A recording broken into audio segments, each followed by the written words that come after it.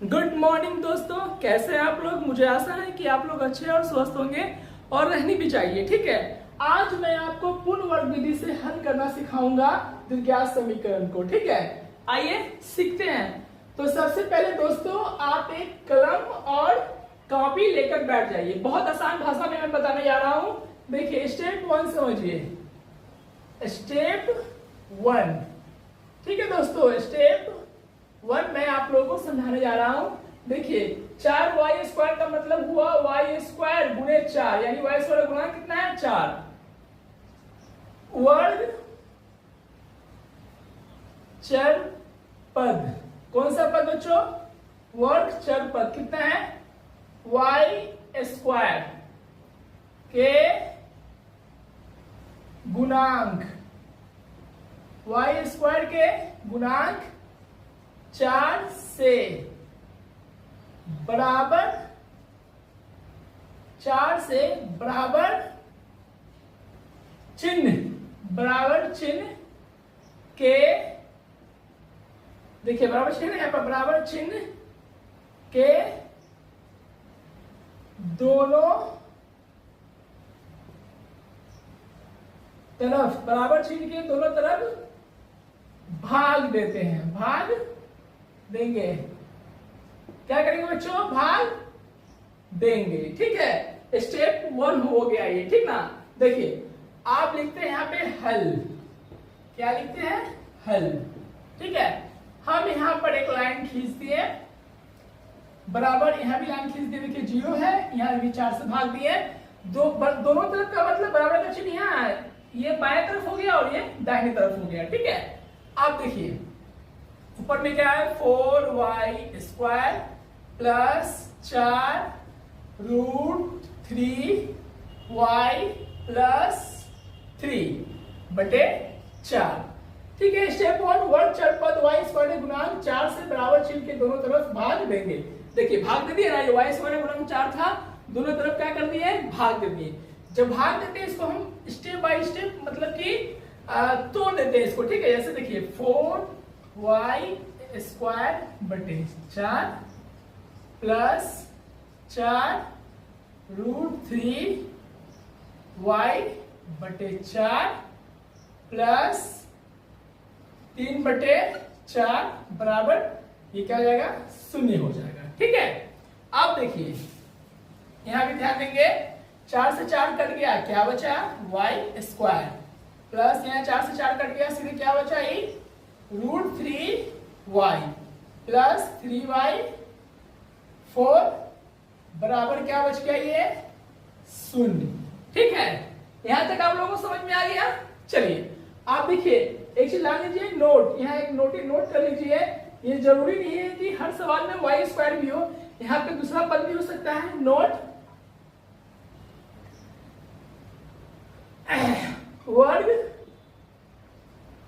चर पद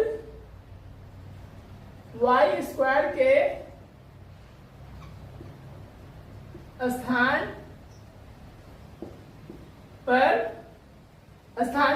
a² या b² या c² dot dot dot z² भी हो सकता है, भी हो सकता है। समझिए बच्चों, कोई दिक्कत नहीं ना है, इसके साथ में ये भी हो सकता है। ठीक है, आप स्टेप 2 को ध्यान देना है। किसको ध्यान देना है?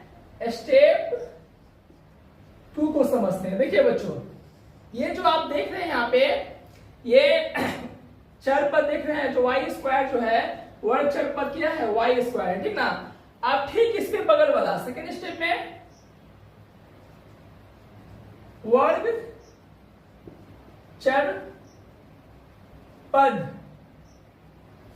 वर्ग चर पद y² के ठीक, y² के ठीक बाद वाले चिन्ह, ठीक बाद वाला चिन्ह यदि प्लस में हो, किस में हो? प्लस में हो तो a प्लस बी का होल स्क्वायर क्या होता है, A square plus 2 into A into B plus B square. ठीक है, यदि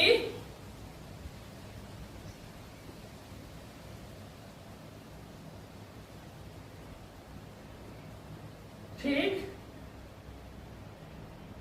बाद, ठीक है, यदि वाई स्क्वायर के ठीक बाद माइनस क्या, माइनस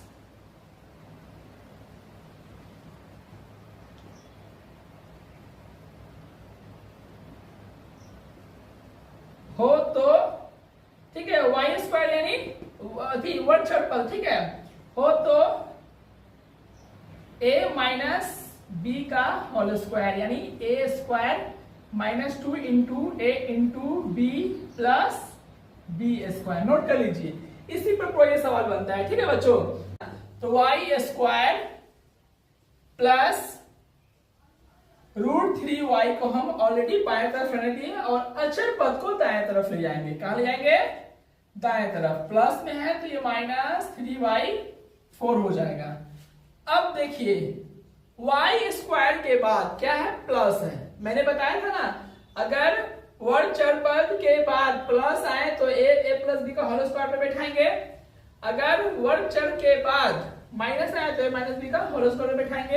यहाँ पे क्या है, प्लस है, तो आइए इसको हम a प्लस बी का होल स्क्वायर पर मतलब कि रूप में इसको सेट करते हैं। ठीक है, तो देखिए y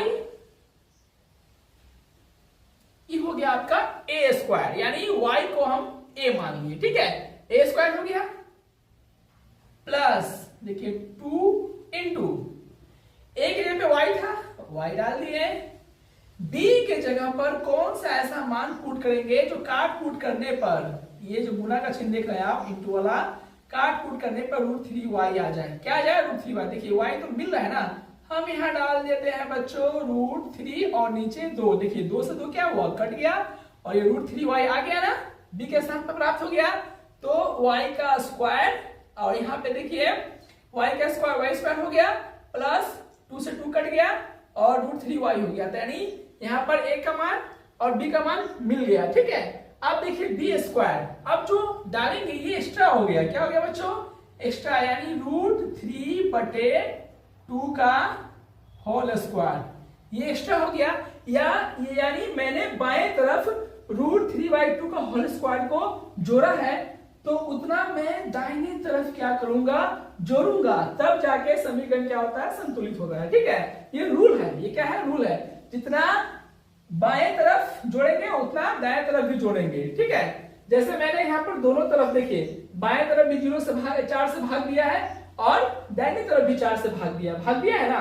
ठीक है, दोनों तरफ में करेंगे तो यहाँ भी √3/2 का होल स्क्वायर जोड़े हैं, तो दाहिनी तरफ √3/2 का होल स्क्वायर को क्या करेंगे, हम जोड़ेंगे। ठीक है, तो क्या हो जाएगा, पहले देखिए यहाँ क्या है, -3/4 है, हम यहाँ पे रहने दिए, इसको हम जैसे था उसको उतार दिए।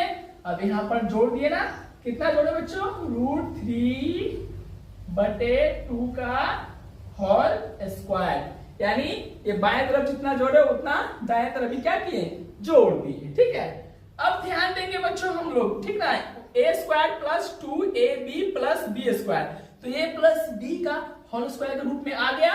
तो a की जगह पे क्या है, y, और b के जगह पे क्या था, √3/2 का, ठीक है, √3/2 था, हम डाल दिए।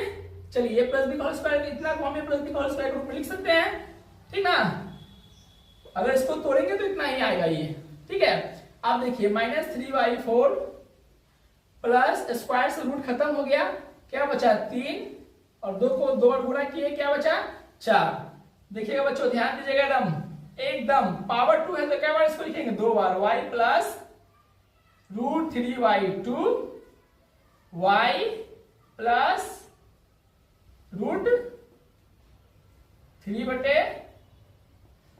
y plus √3/2। ठीक है, पावर 2 है इसलिए इसको हम 2 बार यहाँ पे लिखे हैं। अब देखिए इससे क्या हुआ, घट कर क्या आ गया, 0 आ गया। ठीक है, अब देखिए यानी अब जो है इतना बराबर भी 0 और इतना बराबर भी क्या 0। तो ध्यान देंगे, अब y प्लस √3/2 बराबर 0। ठीक है, y प्लस √3/2 बराबर क्या, 0।